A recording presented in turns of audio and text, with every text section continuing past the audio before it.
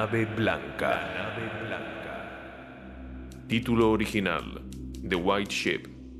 Es uno de los relatos más famosos y que mayor éxito tuvieron. Fue escrito y publicado en 1919 por la revista The United Amateur en su número 19. A diferencia de muchos otros cuentos de Lovecraft, la nave blanca no está unida directamente a los mitos de Cthulhu. Sin embargo, no puede ser excluido totalmente de la continuidad de los mismos, ya que hace referencia a seres sobrenaturales y divinos. El tono y el temperamento de La nave blanca muestra gran parte de la estructura literaria del ciclo de aventuras oníricas que Lovecraft utilizó en otras historias como Los gatos de Ulthar y la búsqueda onírica de la desconocida Kadath.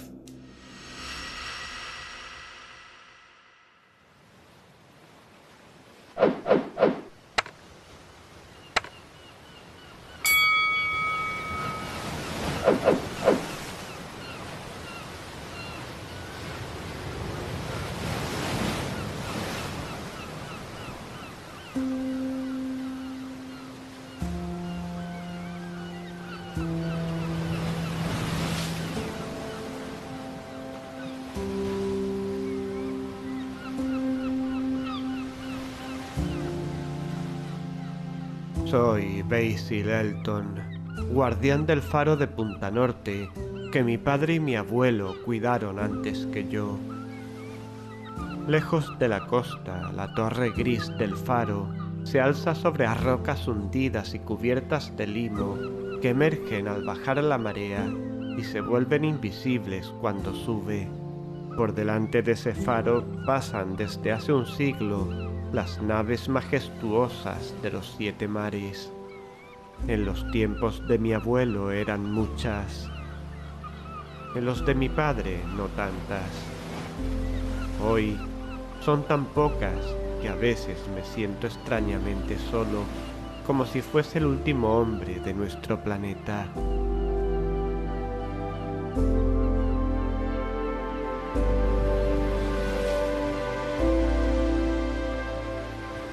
De lejanas costas venían aquellas embarcaciones de blanco velamen, de lejanas costas de oriente, donde brillan cálidos soles y perduran dulces fragancias en extraños jardines y alegres templos. Los viejos capitanes del mar visitaban a menudo a mi abuelo y le hablaban de estas cosas que él contaba a su vez a mi padre y mi padre a mí, en las largas noches de otoño, cuando el viento del este aullaba misterioso. Los viejos capitanes del mar visitaban a menudo a mi abuelo y le hablaban de estas cosas que él contaba a su vez a mi padre y mi padre a mí en las largas noches de otoño, cuando el viento del este aullaba misterioso. Luego leí más cosas de estas y de otras muchas en libros que me regalaron los hombres cuando aún era niño, y me entusiasmaba lo prodigioso.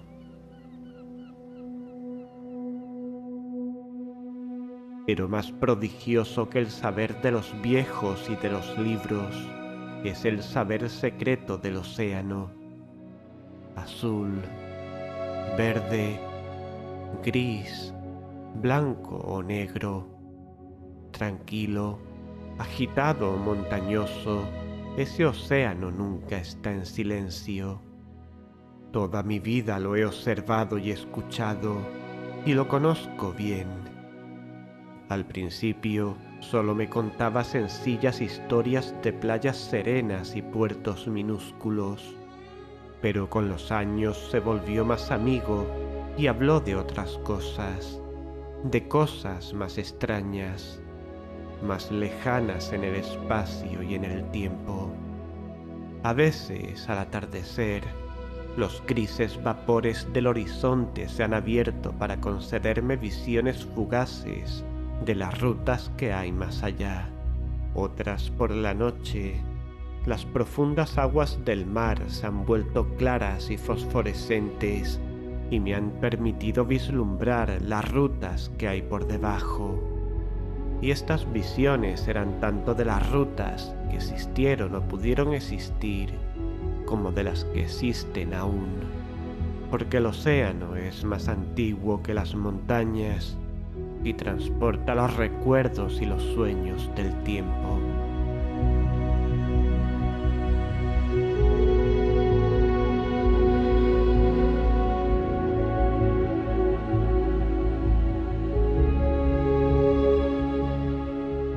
La nave blanca solía venir del sur, cuando había luna llena y se encontraba muy alta en el cielo.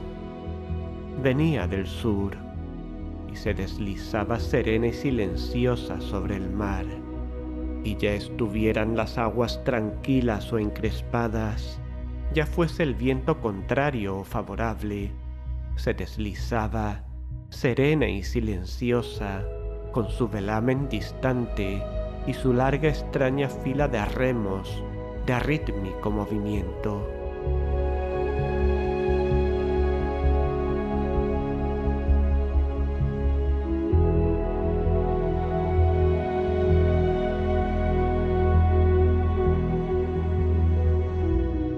Una noche divisé a un hombre en la cubierta, muy ataviado y con barba, que parecía hacerme señas para que embarcase con él rumbo a costas desconocidas.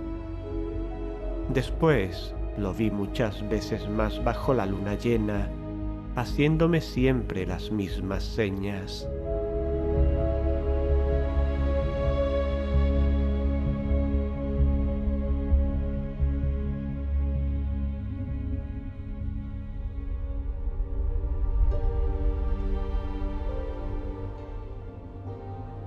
La luna brillaba en todo su esplendor la noche en que respondí a su llamada y recorrí el puente que los rayos de la luna trazaban sobre las aguas hasta la nave blanca.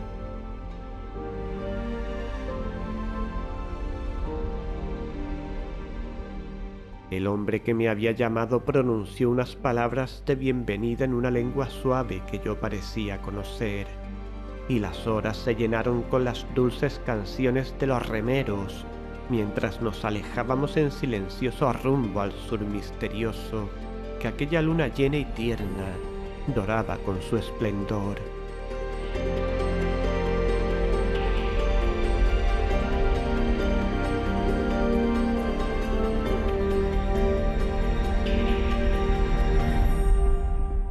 Y cuando amaneció el día, sonrosado y luminoso, contemplé el verde litoral de unas tierras lejanas, hermosas, radiantes, desconocidas para mí. Desde el mar se elevaban orgullosas terrazas de verdor, salpicadas de árboles, entre los que asomaban aquí y allá los centelleantes tejados y las blancas columnatas de unos templos extraños. Cuando nos acercábamos a la costa exuberante, el hombre barbado habló de esa tierra. Esa es la tierra de Zar, donde moran los sueños y pensamientos bellos que visitan a los hombres una vez y luego son olvidados. Y cuando me volví una vez más a contemplar las terrazas, comprobé que era cierto lo que decía, pues entre las visiones que tenía ante mí, había muchas cosas que yo había vislumbrado entre las brumas que se extienden más allá del horizonte y en las profundidades fosforescentes del océano.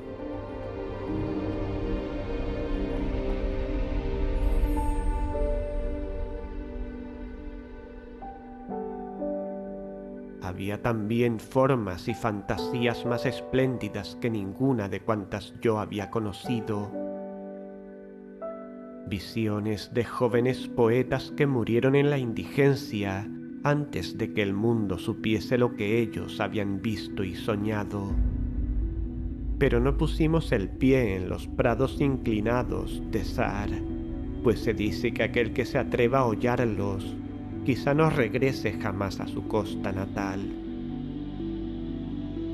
Cuando la nave blanca se alejaba en silencio de Zar y de sus terrazas pobladas de templos, avistamos en el lejano horizonte las agujas de una importante ciudad, y me dijo el hombre barbado: Aquella es Talarión, la ciudad de las 1000 maravillas, donde moran todos aquellos misterios que el hombre ha intentado inútilmente desentrañar.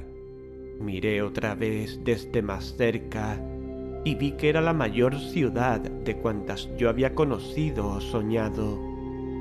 Las agujas de sus templos se perdían en el cielo, de forma que nadie alcanzaba a ver sus extremos, y mucho más allá del horizonte se extendían las murallas grises y terribles, por encima de las cuales asomaban tan solo algunos tejados misteriosos y siniestros, ornados con ricos frisos y atractivas esculturas.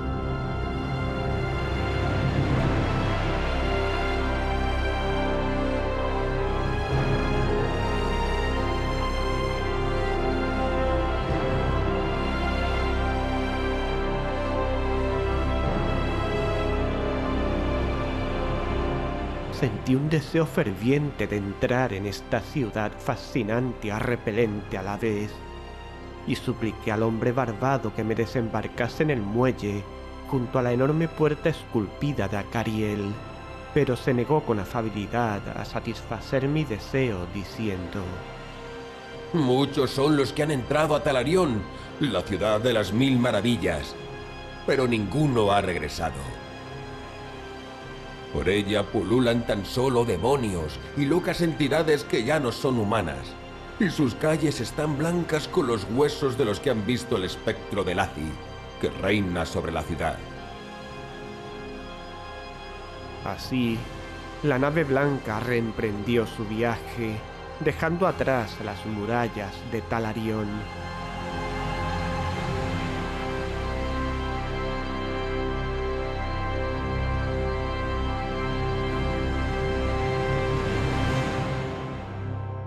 Y durante muchos días siguió un pájaro que volaba hacia el sur, cuyo brillante plumaje rivalizaba con el cielo del que había surgido.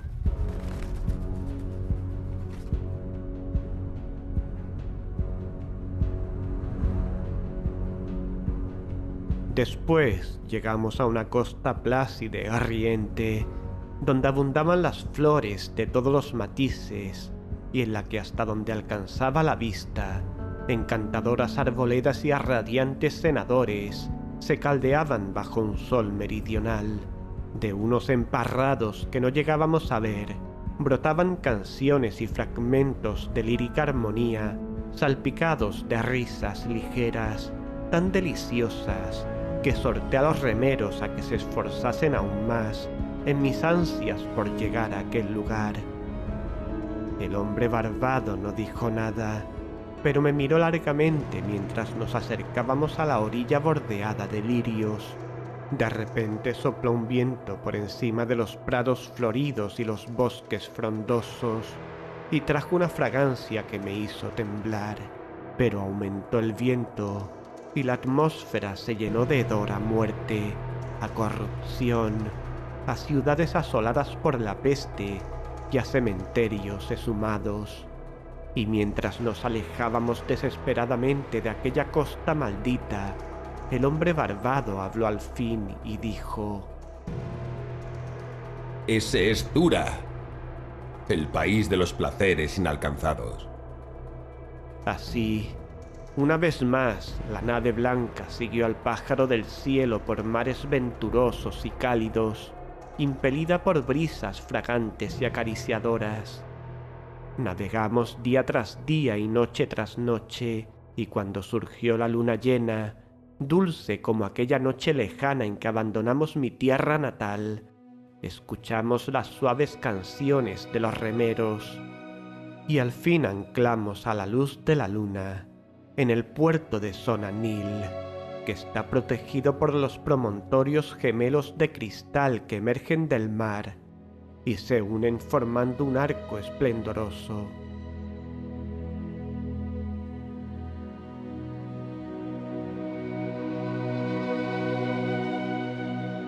Era el país de la fantasía, y bajamos a la costa verdeante por un puente dorado que tendieron los rayos de la luna. En el país de Sonanil no existen el tiempo ni el espacio, el sufrimiento ni la muerte. Allí habité durante muchos evos. Verdes son las arboledas y los pastos, vivas y fragantes las flores, azules y musicales los arroyos, claras y frescas las fuentes, majestuosos e imponentes los templos, castillos y ciudades de Sonanil. No hay fronteras en esas tierras, pues más allá de cada hermosa perspectiva se alza otra más bella. Por los campos, por las espléndidas ciudades, andan las gentes felices y a su antojo, todas ellas dotadas de una gracia sin merma y de una dicha inmaculada.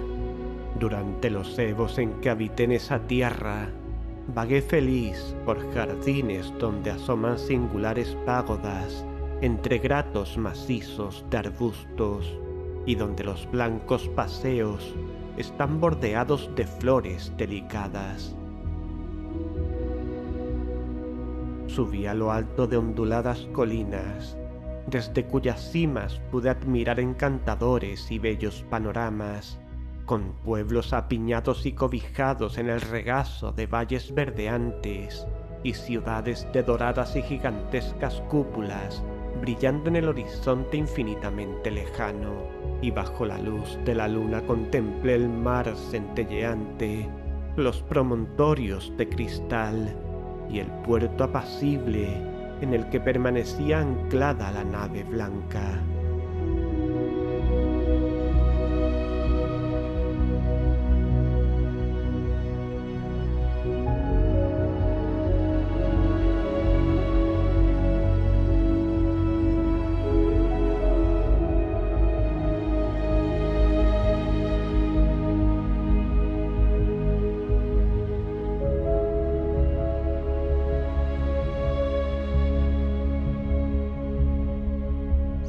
Una noche del memorable año de Sarp, vi recortada contra la luna llena la silueta del pájaro celestial que me llamaba, y sentí las primeras agitaciones de inquietud. Entonces hablé con el hombre barbado, y le hablé de mis nuevas ansias de partir hacia la remota Cathuria, que no ha visto hombre alguno, aunque todos la creen más allá de las columnas basálticas de Occidente.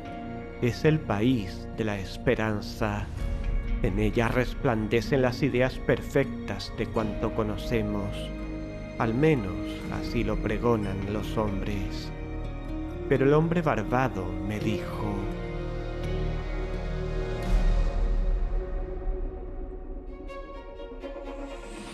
Cuídate de esos mares peligrosos, donde los hombres dicen que se encuentra Cathuria. En Sonanil no existe el dolor ni la muerte, pero ¿quién sabe qué hay más allá de las columnas basálticas de Occidente?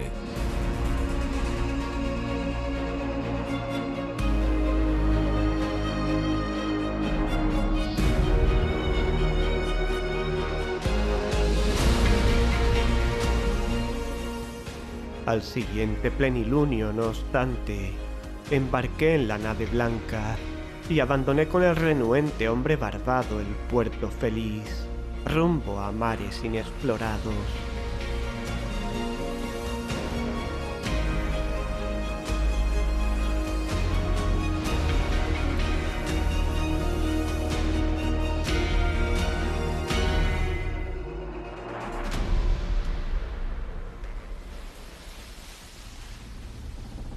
Y el pájaro celestial nos precedió con su vuelo y nos llevó hacia las columnas basálticas de Occidente. Pero esta vez los remeros no cantaron dulces canciones bajo la luna llena.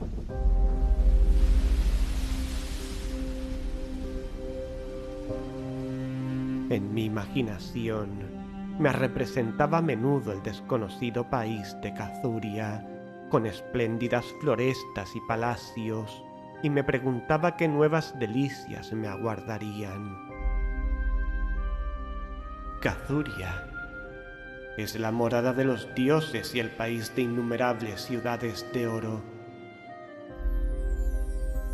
Sus bosques son de aloe y de sándalo, igual que los de Camorín, y entre sus árboles trinan alegres y entonan sus cantos amables los pájaros. En las verdes y floridas montañas de Cathuria se elevan templos de mármol rosa, ricos en bellezas pintadas y esculpidas, con frescas fuentes argentinas en sus patios, donde gorgotean con música encantadora las fragantes aguas del río Narg, nacido en una gruta. Las ciudades de Cathuria tienen un cerco de murallas doradas, y sus pavimentos son de oro también. En los jardines de estas ciudades hay extrañas orquídeas y lagos perfumados cuyos lechos son de coral y de ámbar. Por la noche las calles y los jardines se iluminan con alegres linternas, confeccionadas con las conchas tricolores de las tortugas, y resuenan las suaves notas del cantor y el tañedor del laúd. Y las casas de las ciudades de Cathuria son todas palacios, construidos junto a un fragante canal que lleva las aguas del sagrado Narg. De mármol y de pórfido son las casas, y sus techumbres, de centelleante oro, reflejan los rayos del sol y realzan el esplendor de las ciudades que los dioses bienaventurados contemplan desde lejanos picos.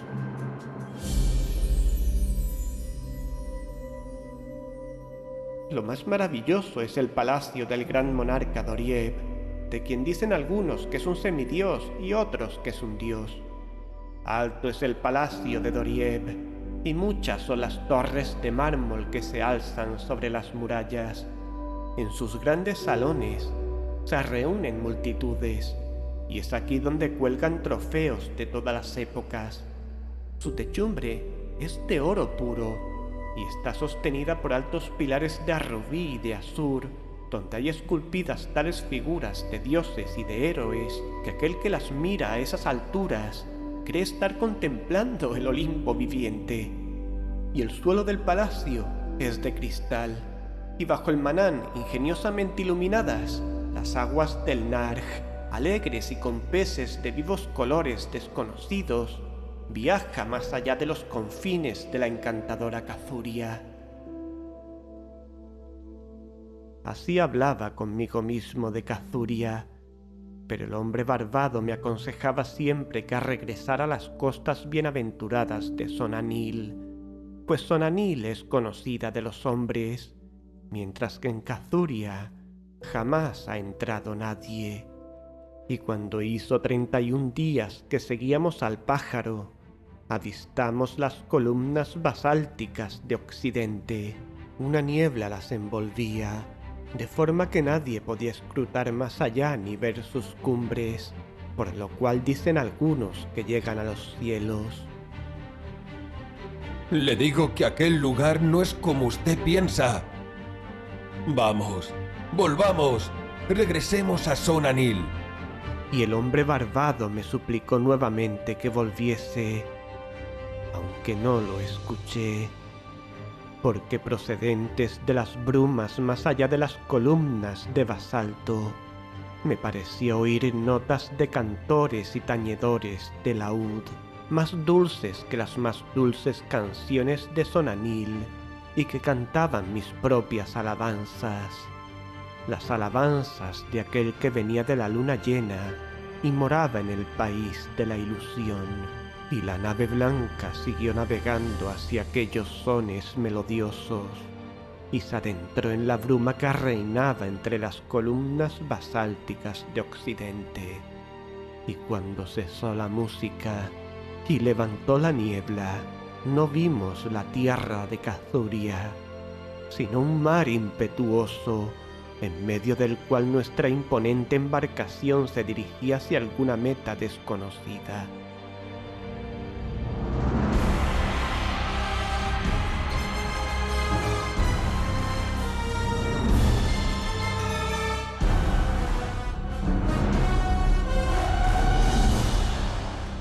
Poco después nos llegó el tronar lejano de alguna cascada y ante nuestros ojos apareció en el horizonte la titánica espuma de una catarata monstruosa en la que los océanos del mundo se precipitaban hacia un abismo de nihilidad.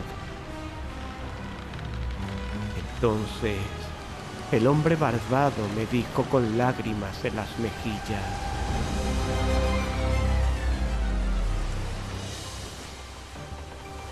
hemos despreciado el hermoso país de Son Anil, que jamás volveremos a contemplar.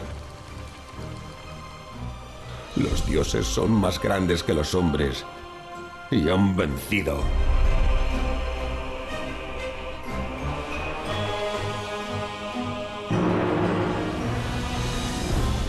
El choque nos precipitó en la negrura y oí gritos de hombres y de seres que no eran hombres.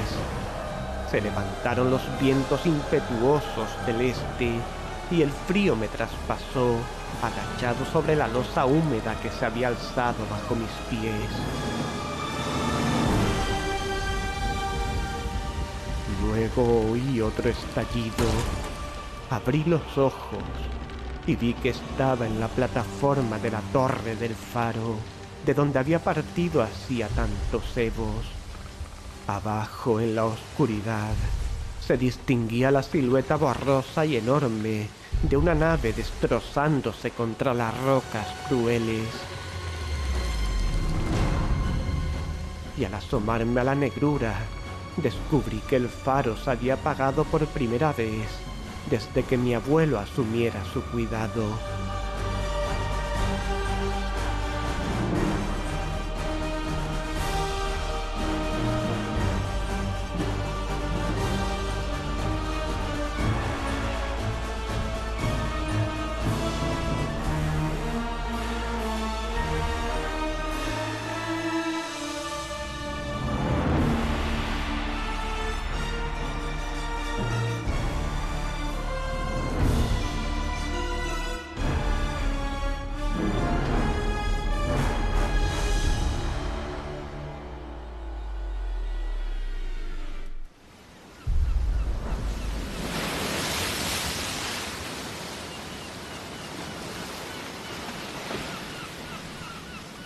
Y cuando entré en la torre, en la última guardia de la noche, vi en la pared un calendario. Aún estaba tal como yo lo había dejado en el momento de partir.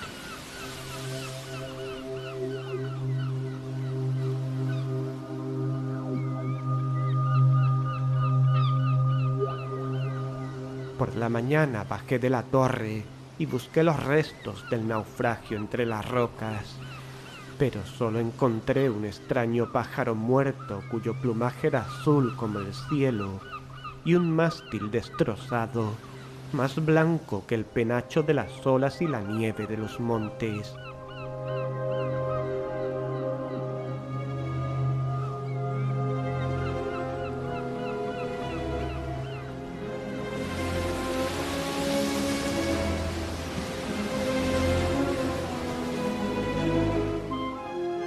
Después, el mar no ha vuelto a contarme sus secretos, y aunque la luna ha iluminado los cielos muchas veces desde entonces, con todo su esplendor, la nave blanca del sur no ha vuelto jamás.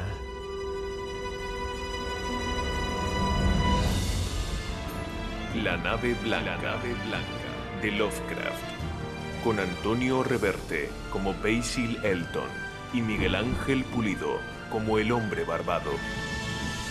Dirección, montaje y postproducción, Miguel Ángel Pulido. Introducción a la obra, Antonio Reverte y Mariano Bascón. Créditos y promos, Mariano Bascón. Terror y nada más. 2020.